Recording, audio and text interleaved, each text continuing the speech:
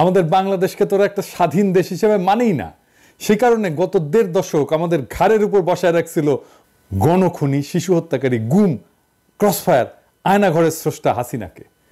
আমাদের স্বাধীনতা, সার্বভৌমত্ব, আঞ্চলিক অখণ্ডতার উপর ক্রমাগত আঘাত করছে ভারত। এই নির্মম মানব সৃষ্ট বন্যা ভারতেরই হীন জঘন্য নীতির বহিঃপ্রকাশ।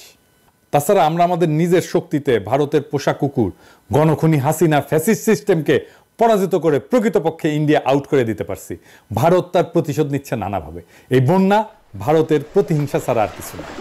ভারতের এই জিঘাংসার দাঁত ভাঙা। তিস্তা এবং ফারাক্কার বাঁধ নির্মাণ নিয়ে গুরুত্বপূর্ণ আর কিছু তথ্য দিলেন পিনাকি ভট্টাচার্য। পাশাপাশি তিস্তা এই পানি সম্পদ মন্ত্রী তিস্তা পানি নিয়ে বা ভারতের সাথে আন্তর্জাতিক আইন নিয়ে গুরুত্বপূর্ণ কথাগুলো বলেছিলেন, সেই কথাগুলো বিশ্লেষণ করেছেন। ভারতের সাথে আসলে কি নরম কথায় কাজ হবে, নাকি ভারত বন্যায় ভাসিয়ে পুরো দেশ দখল করে ফেলবে, আমাদের কোনো খবরই থাকবে না? চলুন আগে পিনাকির আলোচনা শুনবো, বিস্তারিত কথা বলবো। তো ভারতও বলছে ওরা নাকি বাঁধের গেট খুলে নাই, বাঁধের গেট নাকি আপনি আপনি খুলে গেছে। তাও যদি হয় খুলে যাওয়ার পর কি সাথে সাথে ভারত আমাদেরকে জানাইছে এই ধরনের বন্যায় প্রত্যেকটা ঘন্টা, প্রত্যেকটা মুহূর্ত গুরুত্বপূর্ণ। সাথে সাথে জানাতে পারলে অনেক প্রাণ সম্পদ বাঁচানো যাইত। ভারত তো জানানোর প্রয়োজনীয়তা এটুকু অনুভব করেনি। এর আগেও ভারত এই ধরনের আচরণ দেখাইছে বহুবার। আন্তর্জাতিক আইন বা নীতির তোয়াক্কা করে নাই। করবেই বা কেন? আমাদের বাংলাদেশকে তোরা একটা স্বাধীন দেশ হিসেবে মানেই না। সেই কারণে গত ১.৫ দশক আমাদের ঘাড়ের উপর বসায় রাখছিল গণখুনি, শিশু হত্যাকারী, গুম, ক্রসফায়ার, আয়নাঘরের স্রষ্টা হাসিনাকে। আমাদের স্বাধীনতা, সার্বভৌমত্ব, আঞ্চলিক অখণ্ডতার উপর ক্রমাগত আঘাত করছে ভারত।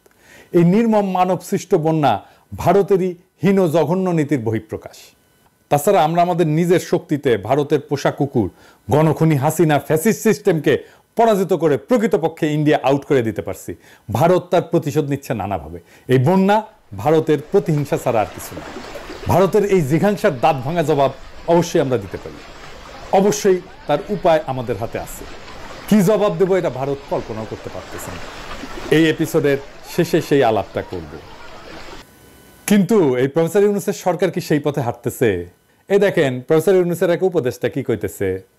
আপনার সাথে যদি আপনার প্রতিবেশী রাষ্ট্রের চুক্তি নাও থাকে, তারপরেও আন্তর্জাতিক আইনের কিছু নীতি আছে, যেমন কারো ক্ষতি করতে পারবেন না, যেমন আপনি সহযোগিতা করবেন। এগুলোকে বলে no harm principle, international cooperation principle. আর ভারতের সাথে আমাদের তো কিছু নদী নিয়ে চুক্তি আছেই। সে প্রেক্ষিতে আমার উত্তর হবে যে হ্যাঁ, উজানের দেশের উপরে যারা উজানের দেশ, তাদের ভাটির দেশকে জানানোর কথা, যখন এরকম অস্বাভাবিক বৃষ্টিপাত হয় বা পানি ছেড়ে দেওয়ার দরকার হয়, আগে একটু জানিয়ে দিতে হয়। তাহলে একটু প্রস্তুতিটা রাখা যায়, অন্তত মানুষজনগুলোকে সরিয়ে নেওয়া যায়। আপনারা দেখেছেন যে গতকাল আমাদের প্রধান উপদেষ্টা মহোদয় ভারতের হাই কমিশনের সাথে মিটিংয়ে বসেছিলেন, সেখানেও এই বিষয়টা উত্থাপিত হয়েছে।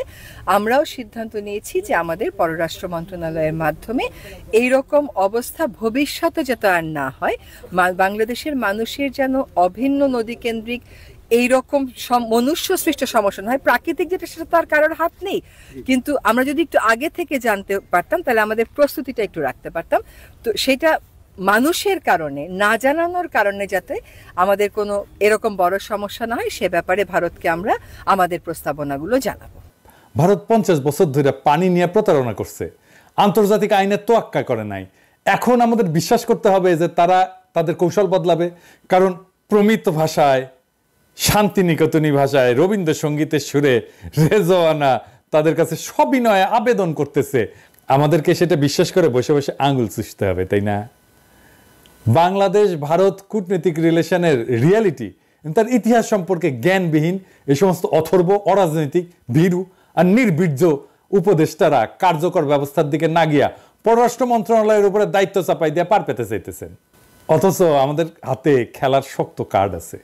ধরেন আজ সরকার ভারতের প্রতি এরকম নতজানু না হইয়ে শহীদ আবু সাইদের মতো সাহস কইরা বুকসিতা তিস্তা প্রকল্প যদি চীনকে দেওয়ার সিদ্ধান্ত নিত, তাহলে আগামীকালই ভারত দৌড়ে আসতো হাত জোর কইরা, গ্যারান্টেড, লিখে রাখতে পারেন।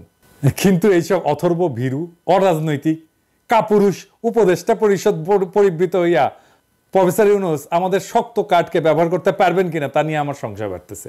আমি শঙ্কিত যে 1-11 অনুপ্রবেশকারীদের হাতে সরকার ক্রমান্বয়ে হয়ে পড়ছে 1-11 দ্বিতীয় সংস্করণ। এটা বাংলাদেশ 2.0 না হইয়া ক্রমাগত 111 2.0 হইতেছে। দেখেন ডিজিএফ এর বট বাহিনী কিভাবে প্রফেসর ইউনূসের সরকারের সমালোচনা করলে ঝাঁপায় পড়তেছে আমার প্রোফাইলে আইসা। এটা তো প্রফেসর ইউনূসকে জবাব দিতে হবে যে ডিজিএফ এর বট বাহিনী কিভাবে এখনো কার্যকর থাকে। এ দেখেন কপি পেস্ট কইরা কমেন্ট করতেছে প্রফেসর ইউনূসের পক্ষে। হ্যাঁ, আমাদের ট্যাক্সের টাকায় প্রফেসর ইউনূস কি জানে ডিজিএফ এর বট বাহিনী কি এবং তারা কিভাবে আমাদের উপর অত্যাচার করছে? ডিজিএফ এর বট বাহিনীর উপর প্রফেসর ইউনূসকে ভরসা করতে হচ্ছে এখন। এই অবস্থায় ছাত্র জনতা তাদের ক্ষমতায় বসাইছে, তাদেরকে দুর্বার আন্দোলন চালাই যেতে হবে ভারতের প্রতি নতজানু আচরণ চিরতরে খতম করার লক্ষ্যে। তিস্তাবাদ নির্মাণে চীনের প্রস্তাব গ্রহণ করার জন্য তীব্র চাপ সৃষ্টি করতে হবে এই সরকারের উপরে। আমি আনন্দিত ঢাকা বিশ্ববিদ্যালয় সহ সারা বাংলাদেশের ছাত্ররা আওয়াজ তুলছে, বন্যায় যদি মানুষ মরে 7 সিস্টার্স থাকবে না রে। শুনেন।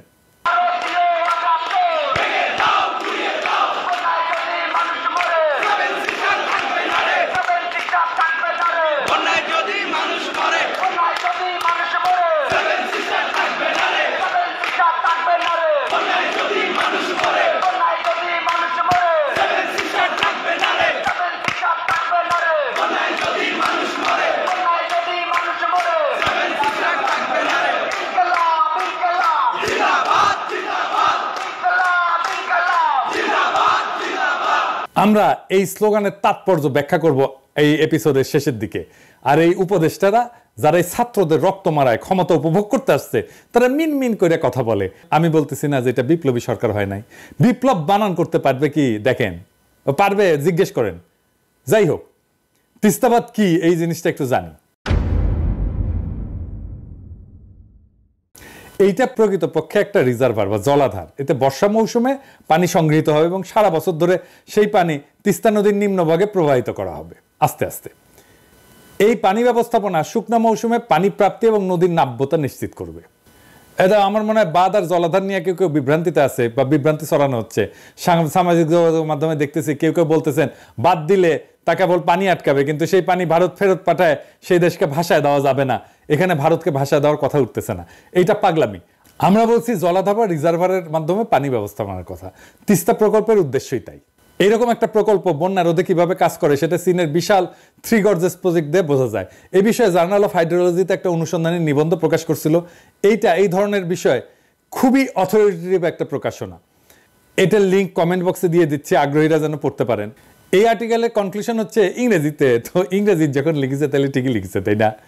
তবে বাংলা হইতেছে যে এই বাঁধ বন্যা রোধ বিদ্যুৎ উৎপাদনের মাধ্যমে বিশাল অর্থনৈতিক এবং সামাজিক অবদান রাখছে। এটা কিন্তু চাইনিজ প্রোপাগান্ডা না, এটা একটা মর্যাদাশীল আন্তর্জাতিক জার্নালের কথা। চীন এই 3 গর্জেস প্রজেক্ট করছিল বন্যার প্রকোপ থেকে রক্ষা পেতে, আমরাও তাই চাই। সেই সাথে পানিকে ব্যবহার করে ভারত যাতে আমাদেরকে তার ইচ্ছাধীন রাখতে না পারে, হাসিনা টাইপের ফ্যাসিস্ট সরকারকে আমাদের উপর আবার চাপাই দিতে না পারে এবং আমাদের স্বাধীনতা, সার্বভৌমত্ব এবং আঞ্চলিক অখণ্ডতাকে আঘাত করতে না পারে, আমরা সেটাও চাই। দিল্লি দাসী গণখনি হাসিনা সংসদের দ্বারা বলছিল যে সে চীনের কাছে এই প্রকল্পের জন্য টাকা চাইছে, কিন্তু এরপরে ভারতের পায়ে প্রকল্প বিসর্জন দিছে। তা সত্ত্বেও প্রকল্পটা করা হবে সেই মর্মে সরকারি সিদ্ধান্ত এখনো বহাল আছে। এই সরকারকে যেটা করতে হবে, প্রফেসর ইউনূসের সরকারকে, তা হইল ভারতের খপ্পর থেকে প্রকল্পটি উদ্ধার করিয়া চীনকে দেওয়ার নীতিগত সিদ্ধান্ত নেওয়া। নীতিগত সিদ্ধান্ত এই কারণে বলতেছি যে চূড়ান্ত সিদ্ধান্ত নেওয়ার আগে এই প্রকল্প পরীক্ষিত এক্সপার্টদের দিয়ে পর্যালোচনা করায় নিতে হবে, যাতে করে ডিজাইন, ঋণের পরিমাণ, শর্ত, বাস্তবায়নের সময়সীমা ইত্যাদি আমাদের স্বার্থের অনুকূলে হয় এবং এর এই যে অর্থনৈতিক, সামাজিক, পরিবেশগত যে প্রতিক্রিয়া সেটাকে মিনিমাইজ করা যায়। মোট কথা, এই প্রকল্পের স্বচ্ছতা এবং আমাদের স্বার্থ পূর্ণ নিশ্চিত করেই আমরা চূড়ান্ত সিদ্ধান্ত নেব। এছাড়া আমরা চাই যে প্রকল্প শেষে অন্যান্য চীনা প্রকল্পের মতো চীনা সরকার আমাদের হাতে প্রকল্পের কাজ বুঝাইতে চলে যাবে। এটা কেন কইতেছি, কারণ ভারত বিভিন্নভাবে প্রচারণা চালাইছে যে প্রকল্পের মাধ্যমে চীনারা নাকি চিকেন নেকের কাছে আইসা গাইডা বসবে, এতে নাকি তাদের নিরাপত্তা বিঘ্নিত হবে। আমরা জানি এটা ভারতের একটা সুতা। চীনারা আমাদের দেশে কোনো প্রকল্প শেষ করে থাকে যায় না, ইন্ডিয়া থাকছে, রামপালে আছে, কয়লা বিদ্যুৎ কেন্দ্রের এমডি পর্যন্ত ইন্ডিয়ান, ওইখানে শত শত ইন্ডিয়ান আছে। ভারত এই ধোয়া তোলার আসল কারণ হইল এই ধরনের প্রকল্পের মাধ্যমে আমরা যেন পানি নিয়ে ভারতের উপরে নির্ভরশীলতা কাটায় না উঠতে পারি। এটা আমাদের দ্বিপাক্ষিক রিলেশনের আমাদের বিরুদ্ধে ভারতের একটা বিশাল লিভারেজ বা অ্যাডভান্টেজ, যেটা তারা ব্যবহার করছে বারে বারে। এই জন্যে ভারত যাতে এই ধরনের সুতা তুলতে না পারে আমরা তা নিশ্চিত করব। তিস্তা প্রকল্প চীনকে দেওয়ার সিদ্ধান্ত নেওয়ার সময় এখনই। এটা কেবল বন্যা রোধ এবং সারা বছর পানি প্রাপ্তির বিষয় না, এটা ভারতের উপরে এতকাল পানির জন্য যে নির্ভরশীলতা সেটাকে খতম করার বিষয়। এই কাজে ব্যর্থতার মানে হইল হাজারো শহীদের প্রাণদান নিষ্ফল হওয়া। আমাদের স্বাধীনতা, সার্বভৌমত্ব, আঞ্চলিক অখণ্ডতার উপরে আধিপত্যবাদী ভারতের আগ্রাসী কালো হাত জিআই রেখে আমরা কোনো অবস্থাতেই তা হতে দেব না। আমি তাই ছাত্র জনতাকে আহ্বান করব, আপনারা তিস্তা প্রকল্প চীনকে যাতে নীতিগতভাবে দেওয়া হয় সেই সিদ্ধান্ত নিতে সরকারের উপর তীব্র চাপ সৃষ্টি করেন।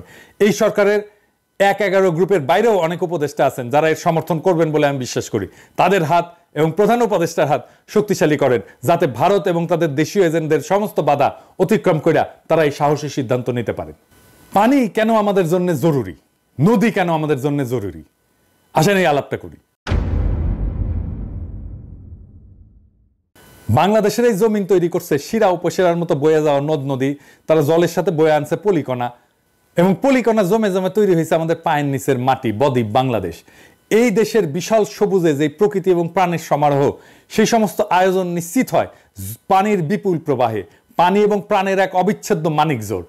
পুরা দক্ষিণ এশিয়ার প্রতিবেশ এবং প্রাণ ব্যবস্থা টিকে থাকার অলঙ্ঘনীয় শর্ত হচ্ছে পানির এরকম অবাধ প্রবাহ। অথচ বাংলাদেশের বেলায় পানির এই চলাচল আটকে দিচ্ছে প্রতিবেশী রাষ্ট্র ইন্ডিয়া। বাংলাদেশের মানুষ সহ সব প্রাণের অস্তিত্ব হুমকিতে ফেলে দিচ্ছে, প্রাণ ব্যবস্থা, প্রাণ বৈচিত্র্য বিপর্যস্ত করা হচ্ছে। আপনি দেখেন এই বন্যায় কিভাবে গবাদি পশু ভাসে যেতেছে, দেখেন।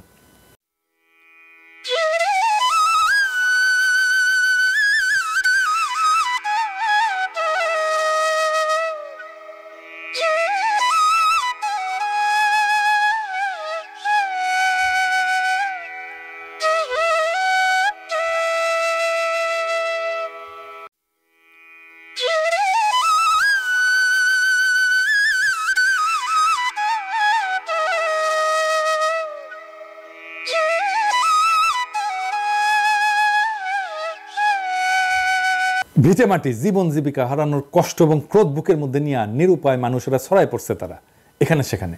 বাংলাদেশের মতো ছোট রাষ্ট্রের সাথে ইন্ডিয়ার এই বৈরীভাব, অভিন্ন আন্তর্জাতিক নদীগুলোর নিজেদের অংশে বাঁধ, ব্যারেজ, ড্যাম, নদী সংযোগ প্রকল্পের মাধ্যমে গায়ের জোরে একতরফাভাবে পানি প্রত্যাহার করতে থাকা, এইসবের বুঝি আর কোনো শেষ নাই।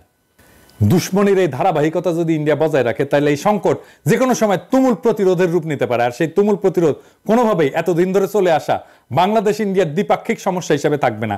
কিন্তু কেন থাকবে না, কেন এই দুই দেশের সীমানা ছাড়ায় এটা বাইরে ছড়ায় পড়বে? সমস্যার কি এমন গণিগত পরিবর্তন এবং চরিত্রগত ভিন্নতা তৈরি হয়েছে? কি কি নতুন উপাদান এসে যুক্ত হয়েছে এর মধ্যে? এখনকার আলাপ এটা নিয়ে। ইন্ডিয়ার পানি সন্ত্রাসের সম্ভাব্য পরিণতি কি হতে পারে তা নিয়ে আমি একটা গল্প বলবো। না, আমার বানানো গল্প না, এটা থ্রিলার। লিখছেন যুক্তরাষ্ট্রের সদ্য সাবেক এক ইন্টেলিজেন্স কর্মকর্তা ডুয়ান ইভান্স।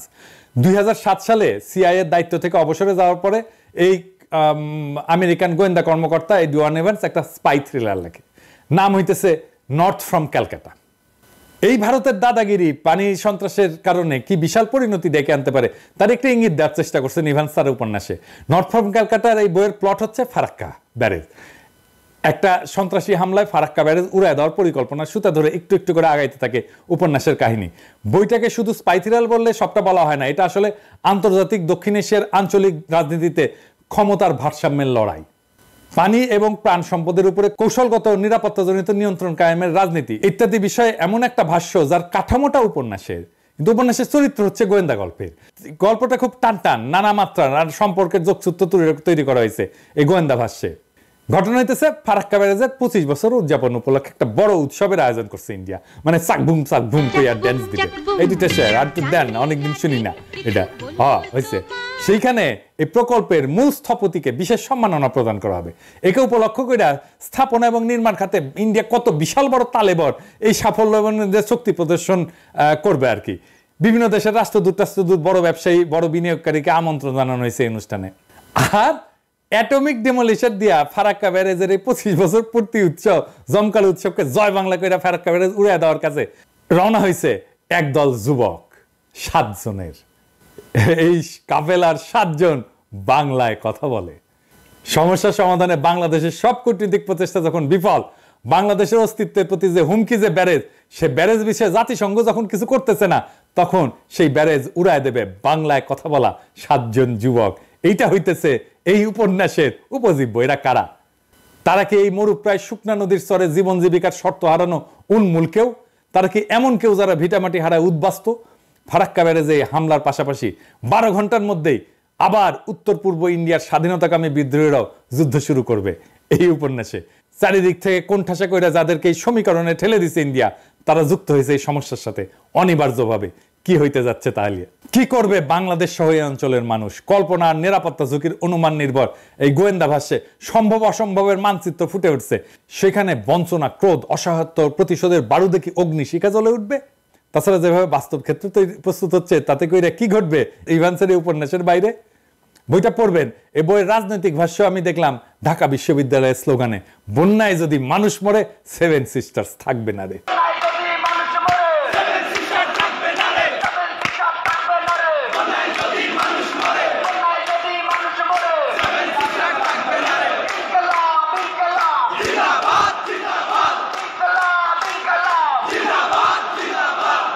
মোদি 7 সিস্টার্সের আত্মনিয়ন্ত্রণের লড়াইকে সন্ত্রাসবাদ আখ্যা দিয়ে ইন্ডিয়ার এই ওয়ার অন টেররের কান্দে চেপা রাষ্ট্রীয় দমন পীড়ন দিয়া মোকাবেলা করার রাস্তা নিল।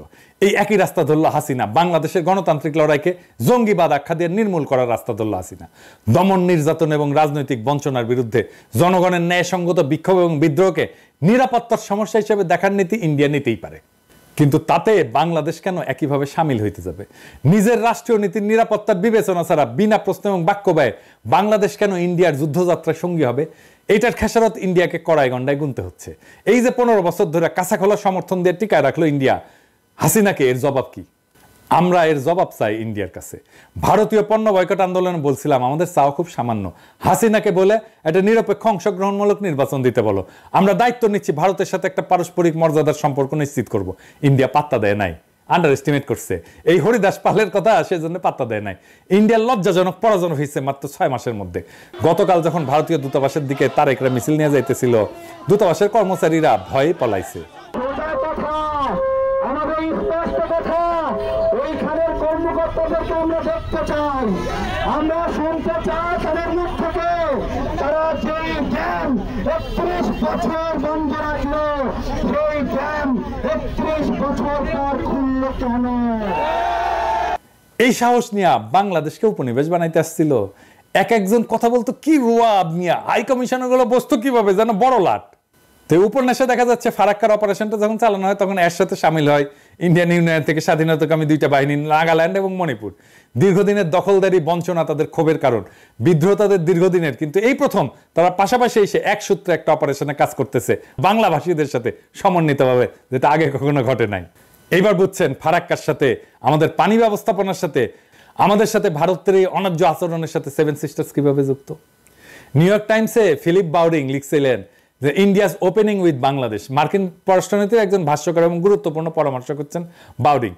তো ওই লেখায় বাউডিং বলছেন যে ইন্ডিয়া বাংলাদেশের মধ্যে বাণিজ্য ঘাটতি আছে, সমুদ্র সীমানা নির্ধারণের ব্যাপার আছে, ট্রানজিট আছে, কিন্তু অনেক বেশি গুরুত্বপূর্ণ নিরাপত্তা ইস্যু হচ্ছে পানি। ইন্ডিয়া যেভাবে বাংলাদেশকে পানি থেকে বঞ্চিত করছে তাতে কইরা বাংলাদেশের উদ্বিগ্ন হওয়া খুবই সঙ্গত। একবার পানি আটকায় রাখে গ্রীষ্মকালে, আর বর্ষাকালে পানি ছাইরা ভাসায় দেয়। 2টা সময় আমাদের ক্ষতি করে। পানি বাংলাদেশের প্রাণ রক্ষার জন্য রক্ত সঞ্চালনের মতো। অভিন্ন নদীসমূহের পানি পাওয়া না পাওয়া নিয়ে বাংলাদেশের টিকে থাকা না থাকা, জনগণের বাঁচা মারা একই সূত্রে গাথা। ভারতকে তার সমস্ত বাঁধ ভেঙ্গে দিতে হবে। বাংলাদেশে আসা অভিন্ন নদীর সকল প্রবাহকে উন্মুক্ত করে দিতে হবে। চয়েস ভারতের, হয় বাঁধ ভাঙো নয়তো ভারত রাষ্ট্র ভেঙে যাওয়ার ঝুঁকি নাও। আমি বলতেছি আমাদের 15 বছর ফ্যাসিবাদের ঘানিটা নাইছো, এর কাফফারা দিতে হবে। বাঁধ না ভাঙলে ইন্ডিয়ায় জয় বাংলা হয়ে যাবে। বাংলাদেশের মানুষ একটা কথা বিশ্বাস করে, ভারত যদি আন্ডার এস্টিমেট না করে তাহলে ইন্ডিয়ারই উপকার। নয়তো কয়া দিই ওই কথা যেটা বাংলাদেশের মানুষ বিশ্বাস করে। কি সেটা জানেন? বাঘে চুলে 18 ঘা, ঠোলাই চুলে 36 ঘা, আর পিনাকি চুলে জয় বাংলা। দর্শক, ভারতের সাথে নরম আচরণ করলে কাজ হবে না, ভারতের সাথে এখন কঠিন আচরণ করতে হবে। ভারতকে বুঝাই দেবো আমরা গোলাম নই, আমরা তোমাদের বন্ধু হতে পারি যদি তোমরা বন্ধুর হাত বাড়াও, আর যদি বন্ধুর হাত না বাড়াও তাহলে আমরা আমাদের মতো থাকবো।